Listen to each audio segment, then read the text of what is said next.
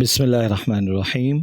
الطریقۃ العصریہ فی تعلیم اللغۃ العربیہ کے جزء ثانی کے 13ویں سبق میں آپ کو خوش آمدید۔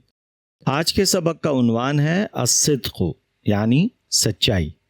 حسب سابق ہم پہلے قاعدے کو پڑھیں گے، اس کے بعد پھر سبق کو دیکھیں گے۔ قاعدہ: جس طرح مبتدا اور کانا کی خبر مفرد ہوتی ہے، جیسا کہ پہلے درسوں میں گزر چکا ہے، اسی طرح کبھی خبر جملے میں بھی ہوتی ہے، جیسے کانا کمال یلعب۔ کانا فعل ناقص، کمال اسم کانا مرفوع، یلعب فعل مضارع، والضمیر فیہ ہوا فاعل، جملہ فعلیہ خبر کانا۔ یہ تھوڑا سا کمپلیکیٹڈ ہو گیا، اس کو تھوڑا سا آسان کر دیتے ہیں۔ اگر آپ اپنے کتاب ہی میں دیکھیں تو مبتدا خبر کا باقاعدہ یہاں ایک درس ہے جس کا نمبر ہے الدرس الثالث، جس میں مبتدا اور خبر سے متعلق ہمیں بتایا گیا ہے۔ اب اگر ہم اس کو دیکھتے ہیں تو وہاں ہم نے یہ اصول پڑھا تھا کہ جملے کا پہلا جز اگر اسم ہے تو وہ جملہ اسمیہ کہلاتا ہے۔ پہلے جز کو مبتدا کہتے ہیں کیونکہ اس سے جملے کی ابتدا ہوتی ہے، اور دوسرے جز کو خبر کہتے ہیں کیونکہ اس کے ساتھ مبتدا کے متعلق خبر دی جاتی ہے۔ مبتدا اور خبر دونوں مرفوع ہوتے ہیں، جیسے الکتاب مفید۔ تو پہلے تو یہ مبتدا تک کی بات تھی۔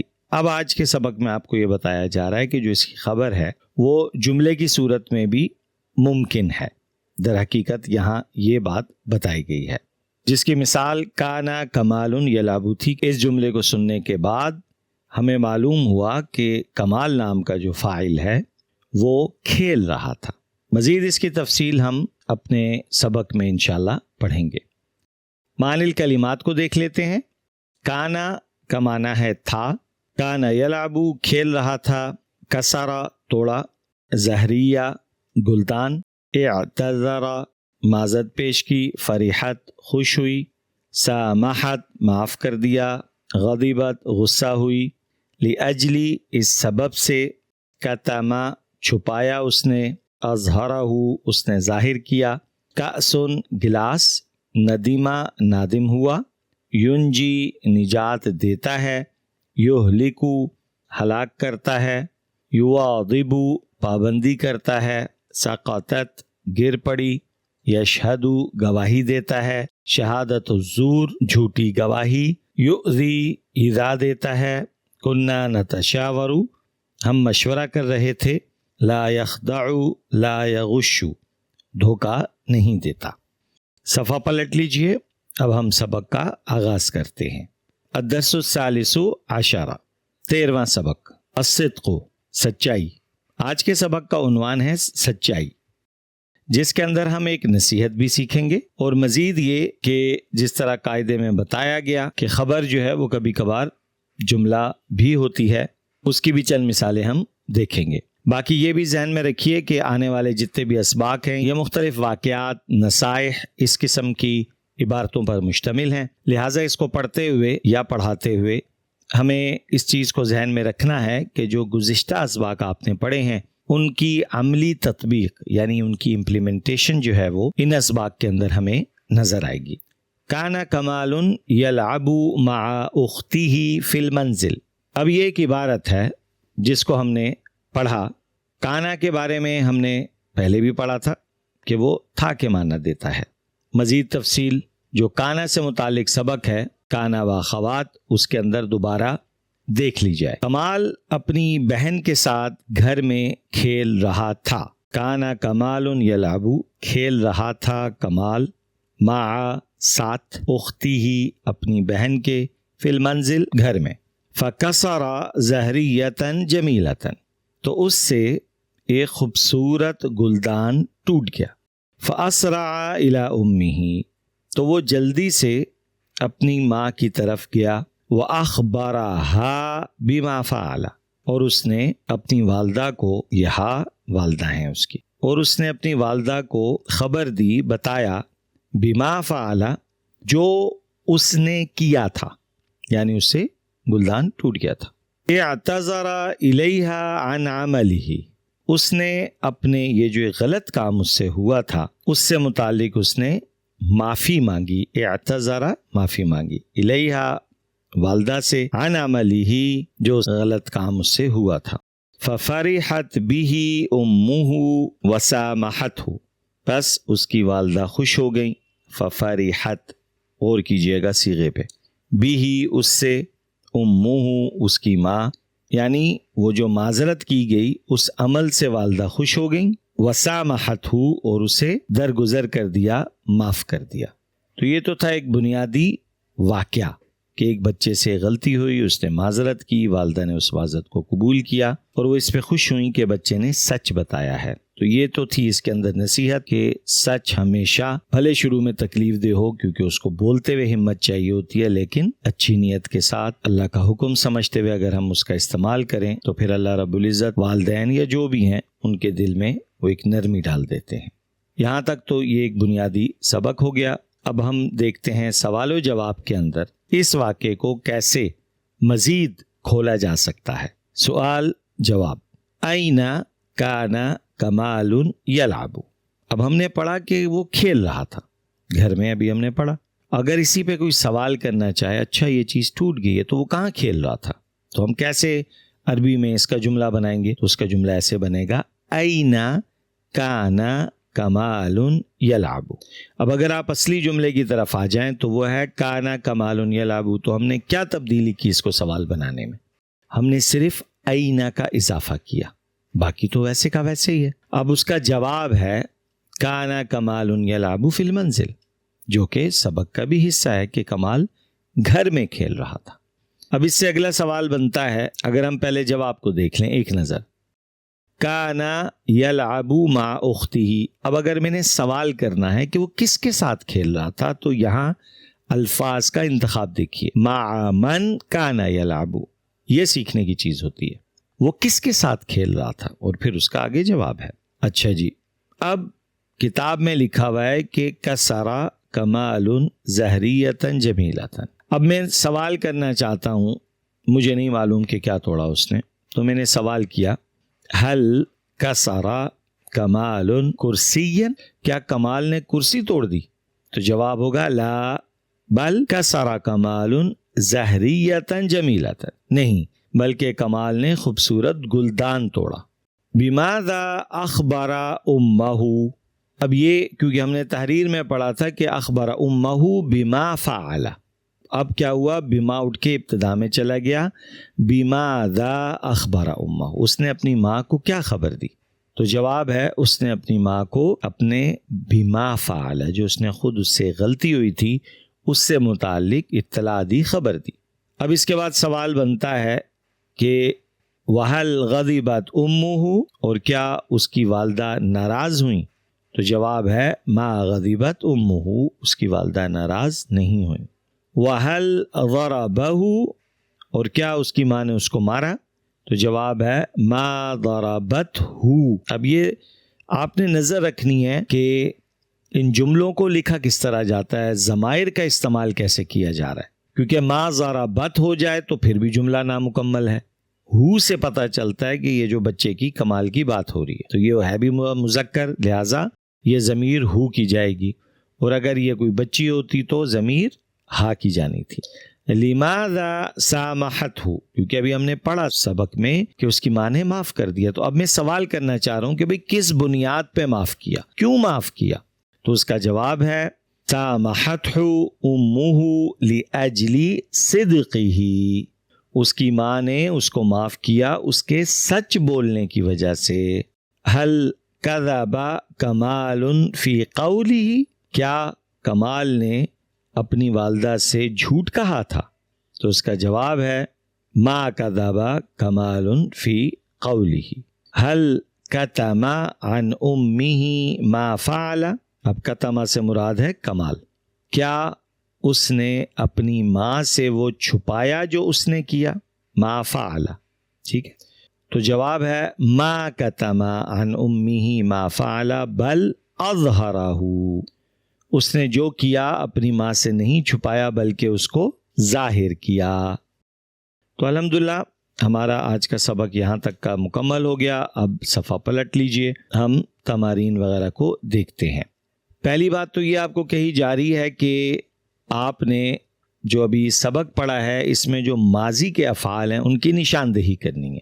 تو ماضی کے جو افعال یوز ہوئے ہیں کہ وہ آپ اگر دیکھ لیں تو فَكَسَرَ ظَهْرِيَةً تو کسر آ گیا، فَأَسْرَعَ إِلَىٰ أُمِّهِ میں اسرع آ گیا، اخبر، فعل، اعتذر، فرحت، سامحت، غضبت، ضربت، کذب، کتم، یہ سارے ماضی کے فعل ماضی ہیں. اسی طریقے سے جو اگلا ٹاسک ہے اس میں ہے کہ حروف جارہ اور اسماء مجرورہ جو استعمال ہوئے ان کی نشاندہی کریں. تو ہم نے انہی دنوں سبق میں پڑھا تھا مخصوص حروف جارہ تھے، تو اس سبق میں ان میں سے فی استعمال ہوا ہے، فی المنزلی، الی امہ، عن عملہ، اب یہ عن آ گیا، یا پھر لاجل صدقہ، لام آ گیا، فی قولہ، پھر فا آ گیا، عن امہ، عن آ گیا. اس قسم کے دیگر بھی شاید آپ کو کچھ مزید الفاظ مل جائیں، اس کی آپ نے پہچان کرنی ہے. اس کے بعد کہا گیا ہے کہ اعرب الجمل الآتیہ، آنے والے جو جملے ہیں ان کا آپ نے اعراب بیان کرنا ہے. جملہ کیا ہے؟ کانا خالد یلعب فی المنزل. اب کانا جو ہے وہ فعل ناقص ہے، خالد فاعل بھی ہے اور مرفوع بھی ہے کیونکہ کانا کے بعد آیا ہے. یلعب فعل مضارع، فی حرف جر، المنزل مجرور. دیکھیں فی المنزلی کیونکہ فی تھا تو فی نے لام کو زیر دے دی. اب ان چیزوں کو پڑھتے ہوئے اب فرض کریں یہاں جار مجرور کی بات آئی تو فوراً آپ پلٹیں اپنے سبق جار مجرور کی طرف، اس کا اصول دوبارہ پڑھیں اور پھر دوبارہ اس عبارت کو آپ پڑھیں. اس طریقے سے چیزیں اسبر ہو جاتی ہیں. کسرا شاہد کأسن، کسرا فعل ماضی ہے، شاہد فاعل مرفوع ہے، کأسن مفعول منصوب. اسی طریقے سے ندیم شاہد علی فعلہ، ندیم فعل ماضی، شاہد فاعل مرفوع، علی حرف جر، فعلہ میں فعل مضاف، ہی مضاف الیہ محلن مجرور ہوا. یہ اب اس کے بعد ہمیں بعض نصائح ہیں، احادیث کی خوبصورت ٹکڑے ہیں جو ہمیں یہاں پیش کیے گئے ہیں کہ ان کا ہم نے ترجمہ بھی کرنا ہے اور فاعل خبر جو ہے وہ اس سے متعلق بھی ہم نے مطلع کرنا ہے. قال رسول اللہ صلی اللہ علیہ وسلم ان الصدق ینجی والکذب یہلک.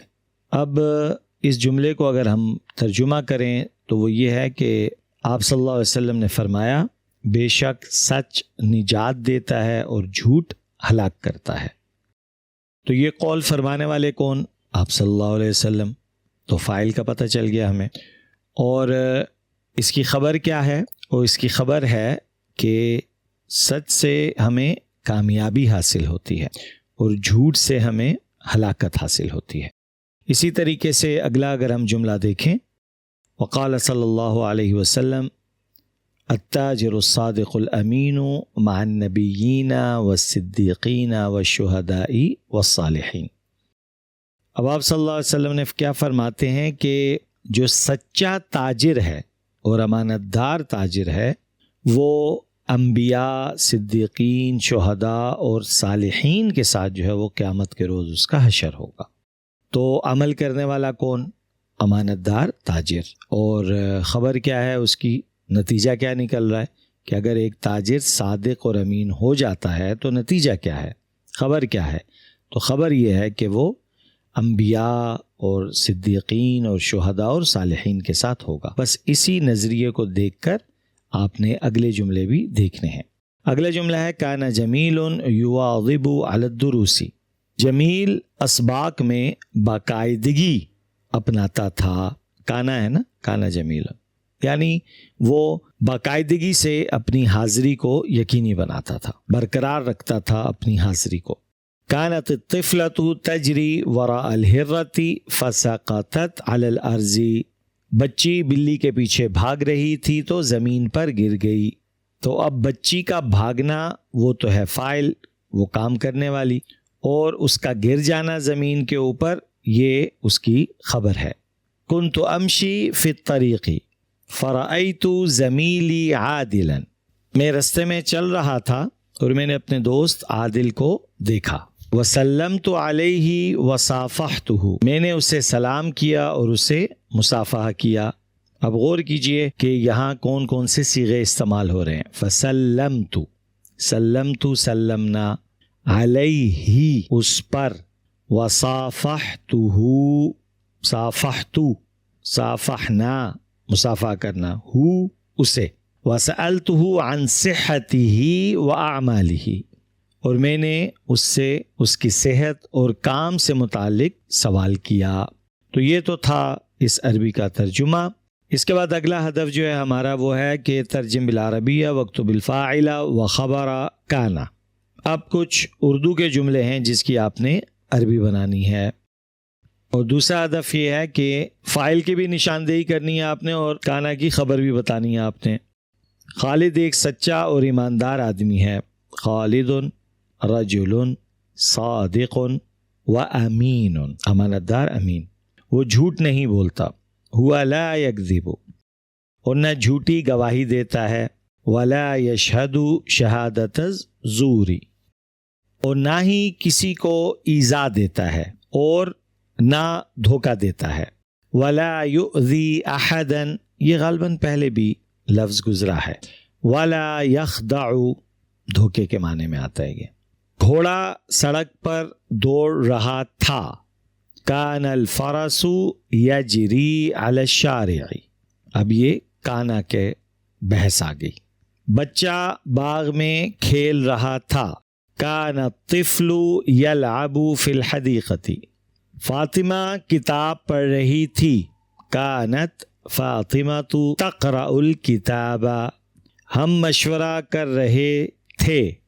کننا نتشاور، تم خطبہ سن رہے تھے۔ کنتم تسمعون الخطبۃ، تم، اب اس سے مراد کنتا بھی ہو سکتا ہے تم، لیکن بظاہر یہ جمع کی طرف یہ بات جا رہی ہے، لہٰذا ہم نے اس کو کنتم اس کے لیے ہم نے استعمال کیا، ورنہ کنتا بھی کہا جا سکتا ہے، کنتی بھی کہا جا سکتا ہے، یعنی مذکر مؤنث تثنیہ جمع جو بھی ہو اس مناسبت سے اس کے پورے جملے میں تبدیلی لائی جاتی ہے۔ تو الحمدللہ ہمارا یہاں تک سبق مکمل ہوا۔ آخری جو ہدف ہے وہ ہے اعرب الجمل التالیہ۔ تو ہم نے یہ جو جملے ہیں ان کا اعراب نکالنا ہے، ترکیب اس کی دیکھنی ہے ہم نے۔ کانت نعیمۃ تحفظ الدرس، اب اس کو اگر آپ غور سے دیکھیں تو کانت جو ہے یہ وہی فعل ناقص ہے، اور نعیمہ جو ہے وہ مرفوع ہے کیونکہ اس کا اسم ہے یہ۔ تحفظ الدرس، یہ مکمل جملہ جو ہے یہ کانت کی خبر ہے۔ کنتو اصلی فی المسجد، کنتو جو ہے وہ اب وہ کانت تھی، اب کنتو ہے، فعل ناقص ہے، اس میں جو تو ہے یعنی تا کی جو ضمیر ہے وہ متصل ہے جو کہ اسم ہے کنتو کا۔ اصلی فی المسجد، اب یہ اصلی فی المسجد جو ہے وہ یہ خبر ہو گئی کنتو کی۔ تو الحمدللہ ہمارا سبق مکمل ہوا۔ اللہ رب العزت کی ذات سے دعا ہے، امید ہے کہ وہ ہمارے اس پڑھنے پڑھانے کو اپنی بارگاہ میں قبول فرمائیں۔ اپنا قیمتی فیڈ بیک دینا نہ بھولیے گا۔ انشاءاللہ زندگی رہی تو جلد ہی دوبارہ ملاقات ہوگی۔ آخر میں تاخیر سے سبق بھیجنے کے لیے انتہائی معذرت، اگر آپ نوٹ کر رہے ہوں تو میرا گلا ابھی بھی متاثر ہے، جس کی وجہ سے گزشتہ 2 ہفتوں سے اسباق اپلوڈ نہیں ہو رہے۔ تو انشاءاللہ بظاہر امید ہے کہ کچھ گلا بہتر ہو گیا ہے، انشاءاللہ آنے والے اسباق جلد ہی اپلوڈ کیے جائیں گے۔ جزاکم اللہ خیر۔